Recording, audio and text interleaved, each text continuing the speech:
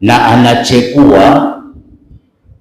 anachagua anayemtaka na anachokitaka. Na hii ni sifa katika miongoni mwa sifa za Allah subhanahu wa ta'ala.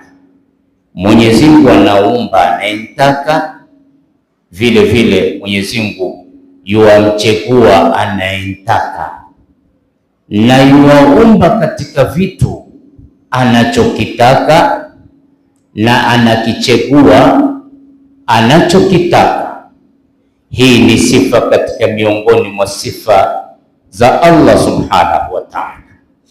Ndugu zangu katika imani, katika miongoni mwa faida za Ramadhani, Mwenyezi Mungu huumba anayemtaka na anachokitaka, na Allah humchagua anayemtaka, na Allah subhanahu wa ta'ala huchagua anachokitaka.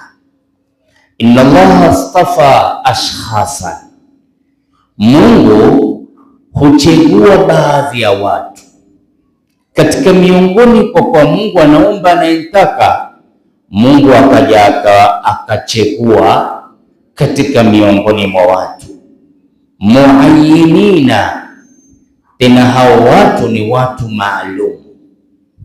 Mungu huwachagua watu maalumu kwamba hii ndio sifa yake. Wa amkinatan muayyina, vile vile Allah subhanahu wa ta'ala katika faida ya Ramadhani ni kwa kuwa Allah subhanahu wa ta'ala yuwachagua sehemu ambapo ni maalumu kwake Mwenyezi Mungu, akazifanya hizo sehemu ni sehemu bora, na hakuna anayemwingilia Allah katika suala kama hili kumuuliza, mbona wewe umechagua sehemu maalumu kukawa ni bora, sehemu maalumu kukawa si bora? Hakuna hata mtu mmoja ambaye atajaribu kuuliza masala kama haya.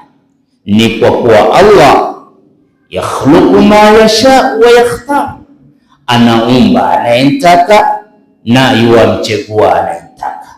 Mungu anachagua baadhi ya watu maalumu, na vile vile anachagua sehemu maalumu. Fastafa, Mungu subhanahu wa ta'ala, Waislamu, huyu Allah alitukuka kachagua liqiyadati albashar man shaa min alambiyai walmursalin.